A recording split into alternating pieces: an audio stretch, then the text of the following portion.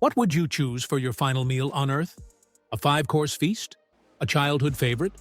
Or maybe just a single olive? For these death row inmates, their last meals were more than food.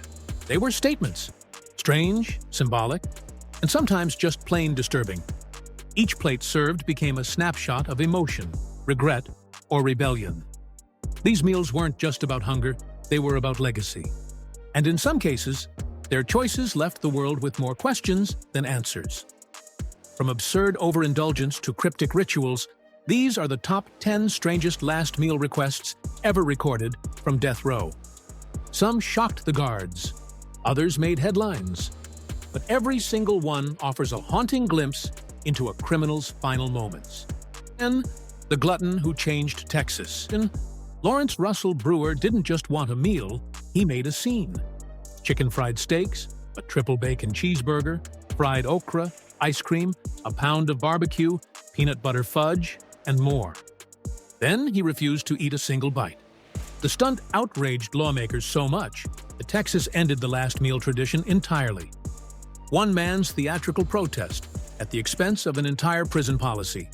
Some saw it as a mockery of the justice system. Others said it was Brewer's final power move, a way to control the moment. Either way, no inmate in Texas gets a last meal request anymore. The killer who gave it all away. Philip Workman chose compassion over consumption. Instead of food for himself, he asked for a vegetarian pizza to be delivered to a homeless person. The prison denied his request, but the public responded.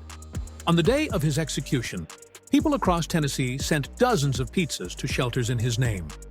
A final act of kindness, or an effort to be remembered for something good.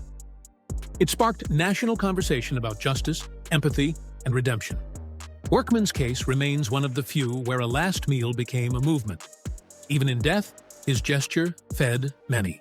Narration: Victor Fager's last meal was one of the strangest and most symbolic. Just a single olive, with the pit still in. After his death, the pit was discovered in his suit pocket. Some say he hoped it would grow into an olive tree, a symbol of peace rising from his grave. Poetic, unsettling, and still unexplained. Faguer was the last person executed in Iowa, and his eerie request only added to the mystery. Psychologists have debated whether it was a gesture of remorse or defiance. To this day, no one knows for sure what message he wanted to leave behind.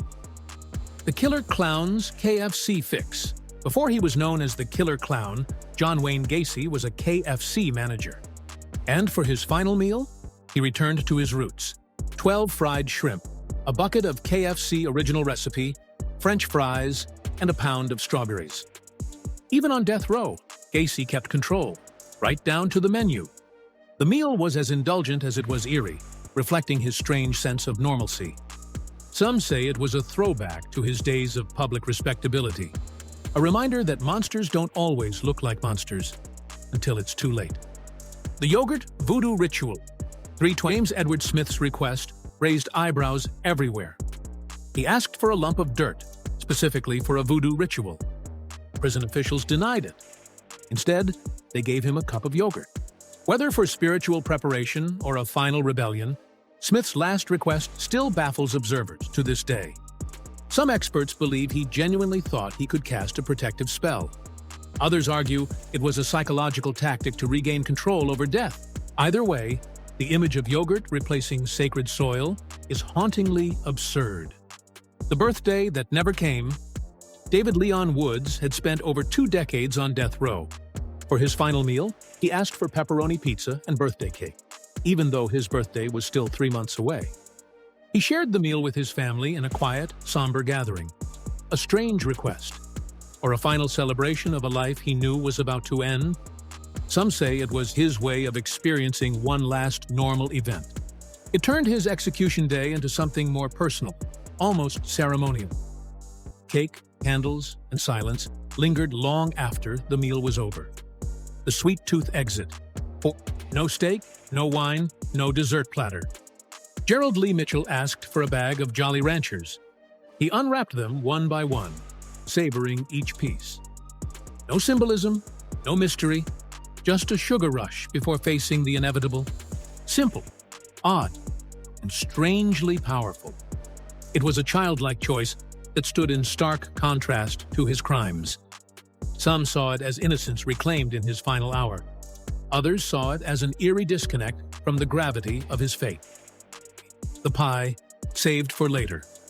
Ricky Ray Rector ordered steak, fried chicken, and pecan pie. He ate everything, except the pie. When the guards asked why he hadn't touched it, he calmly said, "I'm saving it for later." Was it a joke? A denial of reality? Or something deeper? Either way, it still chills people to this day. Some believe he was mentally unfit to understand his fate. Others think it was his final form of resistance. Quiet, strange, and unforgettable. I didn't get my SpaghettiOs. Thomas J. Grasso had one simple request: SpaghettiOs. What he got? Spaghetti with meatballs. In his final moments, he issued a statement not of remorse, but of disappointment. "I did not get my SpaghettiOs. I got spaghetti. I want the press to know this." A man sentenced to die, but who couldn't forgive a food mix-up. The quote became infamous, used in headlines and documentaries for years. Grasso's bizarre final words blurred the line between humor and horror. It was a final insult that somehow made his execution even more surreal. The movie marathon exit, Ronnie Lee Gardner went out on his own terms. Steak, lobster tail, apple pie, and vanilla ice cream. But the real twist? He asked to watch the entire Lord of the Rings trilogy, and the prison granted it. 11 hours of epic fantasy, right before facing a firing squad. If anyone ever tried to stretch out their last day, it was Gardner. The request stunned even prison officials, who allowed it as a final comfort. Some called it poetic. Others called it manipulative, but it remains the longest last meal experience on record. Some were symbolic, some were absurd, and some were haunting. Which of these final meals left you speechless? Drop your pick in the comments, and hit like and subscribe for more countdowns where the stories are stranger than fiction. Because sometimes the last thing someone eats tells you everything about who they were, and sometimes it leaves more questions than answers.